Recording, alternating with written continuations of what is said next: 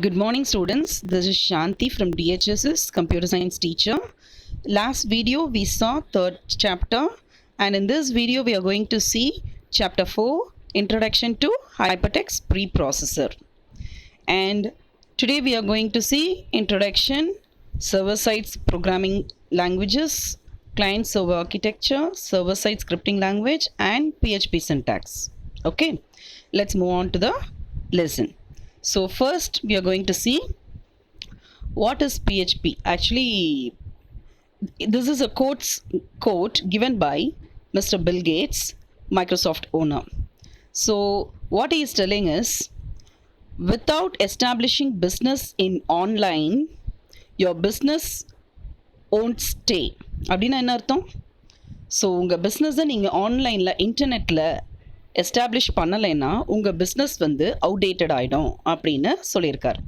So that much important is internet. So அப்போ அந்த இன்டர்நெட்டை யார் இன்ட்ரடியூஸ் பண்ணா? Who introduce the internet? Tim Berners Lee அப்படின்றவர் 1990. He is a British scientist. அவர் தான் என்ன பண்ணார், இந்த இன்டர்நெட்ற கான்செப்டும் வேர்ல்ட் வைட் வெப் WWWன்னு நம்ம போடுறோம் இல்லையா, அதையும் இன்ட்ரடியூஸ் பண்ணார். Okay, so now we are going to see what is PHP.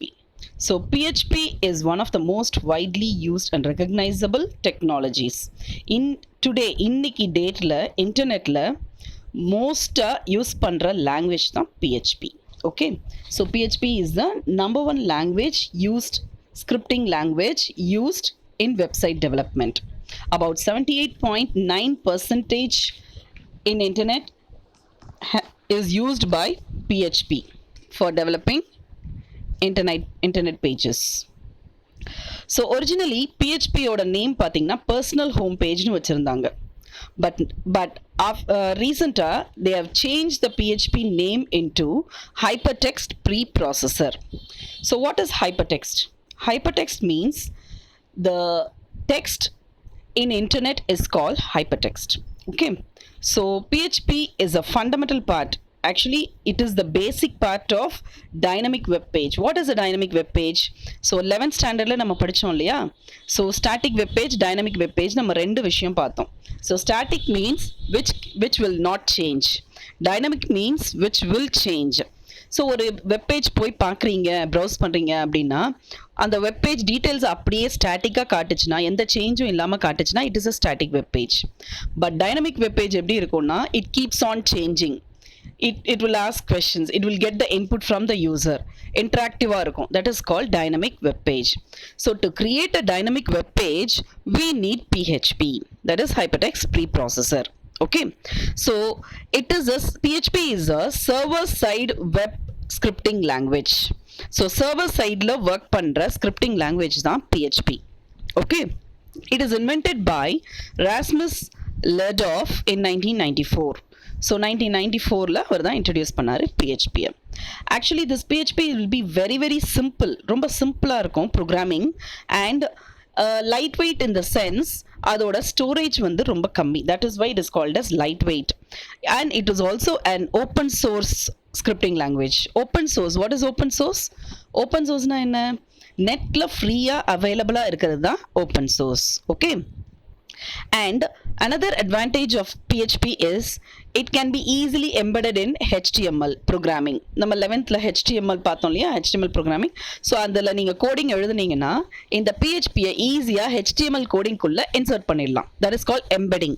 Okay, and not only in HTML we can also insert in CSS. நம்ம CSS பார்த்தோம், JavaScript பார்த்தோம் இல்லையா 11thல. ஸோ அந்த இதில் எல்லாத்துலேயுமே நம்ம PHPயை இன்சர்ட் பண்ண முடியும். And as I already told you, PHP is the reason for creating dynamic and interactive web pages. இன்னைக்கு இருக்க ரியல் வெப் டெவலப்மெண்ட்டில் எல்லாமே ரியல் வேர்ல்ட் சுச்சுவேஷன்ஸாக இருக்குது. ஸோ டைனமிக்காக இருந்தால் தான் இன்டர்நெட் வந்து ரொம்ப இன்ட்ரெஸ்டிங்காக இருக்கும். ஸோ அந்த இன்ட்ரெஸ்டிங் வெப் பேஜஸை கொடுக்கறதுக்கு one of the main reason is PHP. Okay, next we are going to move on to various server side programming languages. So இப்போ PHP scripting language வந்து it works through an interpreter. So interpreter is translator, it's nothing but a translator which is installed in a web server. ஒரு web சர்வரில் அது வந்து install பண்ணியிருப்பாங்க. Okay, so அந்த web சர்வர்னு சொல்லுவோம், இல்லைன்னா காமன் கேட்வே இன்டர்ஃபேஸ்னு சொல்லுவோம். அந்த வெப் சர்வரில் இதை இன்ஸ்டால் பண்ணியிருப்பாங்க. ஸோ இந்த மோஸ்ட் ஆஃப் வெப் சர்வர்ஸ் என்ன வெப் சர்வர்ஸ் இருக்கும் அப்படி அவைலபிளாக இருக்கும்னு பார்த்தீங்கன்னா Apache Tomcat. So Apache Tomcat தான் இப்போ ரொம்ப மோஸ்ட்டாக ரீசெண்டாக ரொம்ப யூஸ் பண்ணுறது web server. And the next comes Microsoft IIS. IIS is internet information server. So இது ரெண்டுமே என்னது PHPS சப்போர்ட் பண்ணும். Okay, this web servers will support the PHP. And what is web server? இப்போ வெப் சர்வர்னா என்னன்னு பார்க்க போகிறோம். It is nothing but a software running in hardware, server hardware. Server, இப்போ நம்ம நிறைய சிஸ்டம்ஸ் இருக்கும், பட் சர்வர்னு ஒன்று வச்சுருப்போம் இல்லையா, அந்த சர்வரில் ரன் ஆகிற ஒரு சாஃப்ட்வேர் பேர் தான் வெப் சர்வர். ஓகே, ஸோ இதோட ரெஸ்பான்சிபிலிட்டி என்னன்னு பார்த்தீங்கன்னா, இது எல்லாத்தையும் கம்பைல் பண்ணி எக்ஸிக்யூட் பண்ணி சர்வர் சைட் ஸ்கிரிப்டிங் லாங்குவேஜை எக்ஸிக்யூட் பண்ணும். That is the main task of web server. Okay, and web browsers. So web browsers உங்களுக்கு ஆல்ரெடி தெரியும் இல்லையா. There are a lot of web browsers nowadays available. Most famous is Google Chrome, Mozilla, நீங்கள் பார்த்துருப்பீங்க. தென் அதை தவிர Opera, Safari, Internet Explorer, Netscape Navigator இதெல்லாம் இருக்குது. So இது எல்லாம் web browsers. And URL, these are the terms, different terms used in website. So URL, Uniform Resource Locator. So what is this? It is the address of the resource in the internet. So இன்டர்நெட்டில் இருக்கிற அந்த கண்டென்ட்டோட address தான் URLனு சொல்லுவோம். So இந்த URL எதுக்கு?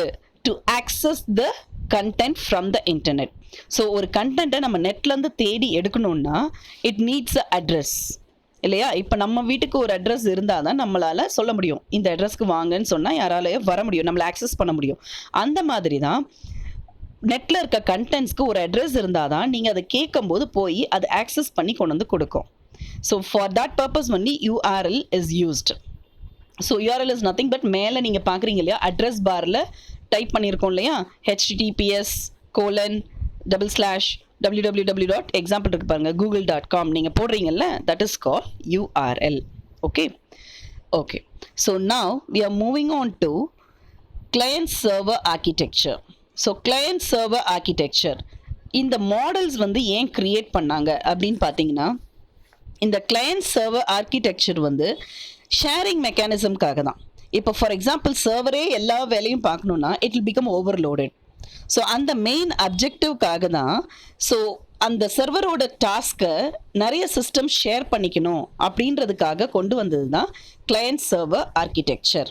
So இதனால என்ன benefit? Performance ஜாஸ்தி ஆகும்.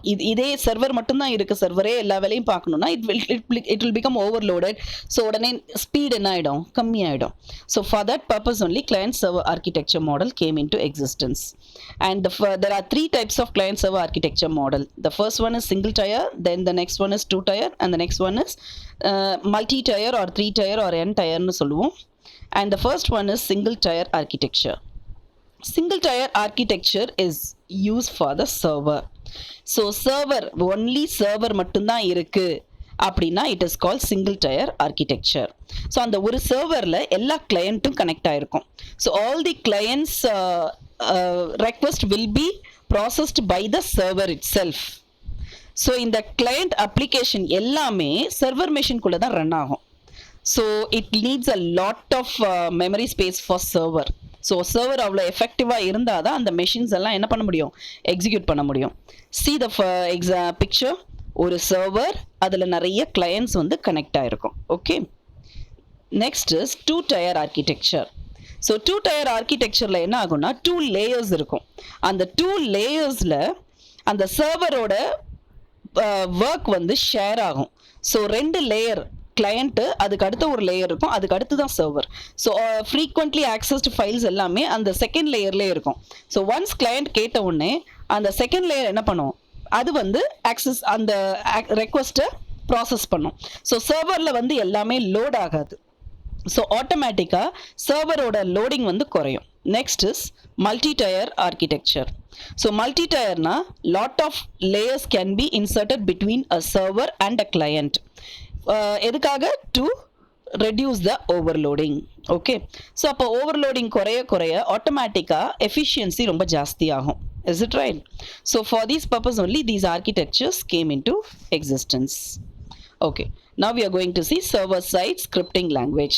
So server-side scripting language, so web scripting language னு சொல்லுவோம் ஜென்ரலா. வெப்னா நெட், இன்டர்நெட்ல இருக்கிற நீங்க பார்க்குற அந்த பேஜஸ்ல இருக்கிற அந்த ப்ரோக்ராமிங் வந்து two டைப்ஸா we can divide it. One is client-side scripting language, the other one is server-side scripting language. So client-side scripting language னா என்னன்னா, நீங்கள் தான் கிளையண்ட், நம்ம தான் யூசர் தான் கிளையண்ட். ஸோ நம்ம கிளையண்ட் மெஷின்லேயே அந்த ஸ்கிரிப்ட் வந்து ப்ரோக்ராமிங் வந்து ரன் ஆச்சுன்னா it is calls client side scripting language. But அந்த மாதிரி இல்லாமல் சர்வர் சைட் ஸ்கிரிப்டிங் லாங்குவேஜ்னா நம்ம கொடுக்குற இன்புட்டை வாங்கி சர்வரில் கொண்டு போய் வேலிடேட் பண்ணுச்சுன்னா அந்த சர்வர் சைடில் ப்ரோக்ராமிங் ரன் ஆச்சுன்னா it is calls server side scripting language. Okay, so web development concept. What is a web development concept? So web development, or web develop ஆகணும்னா there are lot of things should work. Example, hosting is nothing but network. So already we saw, no, so there are lot of internet and intranet networks. So அந்த networks எல்லாம் முதல்ல கரெக்டாக இருக்கணும். தென் அந்த இன்டர்நெட்டுக்குரிய content, அதாவது நீங்கள் இப்போ பார்க்குறீங்க ஒரு விக்கிபீடியா எடுக்கிறீங்கன்னா அதில் என்ன கண்டென்ட் இருக்குது. So content should be strong. And அந்த கண்டென்ட் மட்டும் இருந்தால் பத்தாது, அதை அழகாக டிசைன் பண்ணியிருக்கணும். அந்த வெப் பேஜை அழகாக டிசைன் பண்ணியிருக்கணும். அண்ட் டிசைன் பண்ணால் பத்தாது, அதை வந்து ஆக்சஸ் பண்ணும்போது யூசருக்கு செக்யூரிட்டி கொடுக்கணும். So these are the different concepts in web development concept. Okay, இது எல்லாம் சேர்ந்து உருவானாதான் ஒரு எஃபிஷியன்ட், எப்படி சொல்கிறது, இன்டர்நெட். இன்னைக்கு ரியல் வேர்ல்டு வந்து இன்டர்நெட் வேர்ல்டு ஆயிடுச்சு இல்லையா? ஸோ இந்த இன்டர்நெட் வேர்ல்டு வந்து இது எல்லாமே டெவலப் ஆனதுனால தான் இன்னைக்கு நம்ம இவ்வளோ தூரம் இன்டர்நெட்டை யூஸ் பண்ணிட்டு இருக்கோம். Okay, now we are going to see how PHP script வந்து எப்படி வேலை செய்யுது அப்படின்றத பார்க்க போகிறோம். ஸோ அதுக்கு நம்ம ஃபர்ஸ்ட் நம்ம என்ன பார்க்கணும், பிஹெச்பியோட சின்டாக்ஸ் பார்க்கணும் இல்லையா? ஸோ இப்போ பிஹெச்பி சர்வர் மெஷினில் ரன் ஆகும். சர்வர் மெஷினில் தான் இந்த பிஹெச்பி ஸ்கிரிப்டிங் ப்ரோக்ராமிங் இருக்கும். ஸோ இப்போ சர்வர் மெஷினில் இருக்கும். கிளையண்ட் சைடில் இருந்து ஒரு ப்ரௌசர் மூலயமா யூஆர்எல் நீங்கள் இப்போ டைப் பண்ணுறீங்க இல்லையா, டைப் பண்ணி ஒரு ரெக்வஸ்ட் வந்து இப்போ சர்வருக்கு வருது. அந்த சர்வர் வந்து ரிசீவ் பண்ண உடனே, ரெக்வஸ்ட்டை ரிசீவ் பண்ண உடனே அந்த கிளையண்ட் மெஷின்லேருந்து ரிசீவ் பண்ணியிருக்கோம். இந்த வெப் சர்வர் இப்போ என்ன பண்ணியிருக்கோம், கம்பைல் பண்ணோம். அண்ட் பிஹெச்பி என்ன பண்ணோம், இன்டர்பிரிட் பண்ணோம். கோட் மூலயமா இன்டர்பிரிட் பண்ணி அந்த ரிமோட் மெஷினுக்கு என்ன ரெஸ்பான்ஸ் அனுப்பணுமோ அதை ஜென்ரேட் பண்ணி திருப்பி கிளையண்ட் மெஷினுக்கு சென்ட் பேக் பண்ணும். This is the task of PHP. So அப்போ அந்த பிஹெச்பி எப்படி கிரியேட் பண்ணுறோம், what are the types of syntax we are going to use in PHP, அதுதான் இப்போ நம்ம பார்க்க போகிறோம். Just 3 types of syntax we are going to use. One is default, the other one is short open tags, and the next one is HTML script embed tags. These 3 are the different types of script PHP syntax, and we are going to see one by one. So default syntax. So default syntax na என்னது? So PHP programming அப்படின்றத சிஸ்டம்க்கு நீங்க எப்படி சொல்லுவீங்கன்னா by using this default syntax. So system once இந்த syntax பார்த்த உடனே it will recognize that it is a PHP programming. So that much important is this default syntax. Just see angular bracket question mark PHP. This is the opening tag, opening PHP tag, and closing tag என்னன்னா question mark angular bracket. So ஒரு பிஹெச்பியோட coding நீங்கள் என்ன பண்ணியிருக்கணும், opening take and closing டேகுக்கு நடுவில் coding எழுதணும். Okay, so இந்த example பாருங்கள். Opening take இருக்கா, query that is angular bracket, query PHP, that is the opening tag. Echo is the output string, and hello world is the string, and question mark and closing tag is the end tag. Okay, so ஒரு இப்போ இந்த echo hello world இது என்ன பண்ணும், echoனா print statement மாதிரி. So மானிட்டரில் இப்போ இந்த hello worldன்ற அந்த ஸ்ட்ரிங் வந்து டிஸ்பிளே ஆகும்.